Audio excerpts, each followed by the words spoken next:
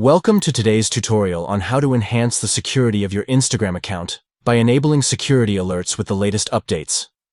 To get started, open the Instagram app on your Android device to access your account settings.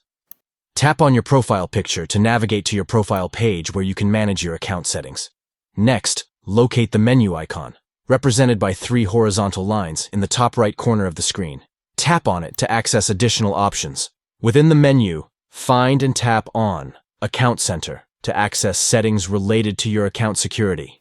Then, tap on Password and Security to further customize your security settings. Look for the option labeled Login Alerts and tap on it to manage your login notifications. Finally, mark the checkbox for In-App Notifications to enable security alerts within the Instagram app. By following these simple steps, you can stay informed and proactive about any login activity on your Instagram account, ensuring enhanced security and peace of mind. Stay tuned for more tips and tricks to optimize your social media experience.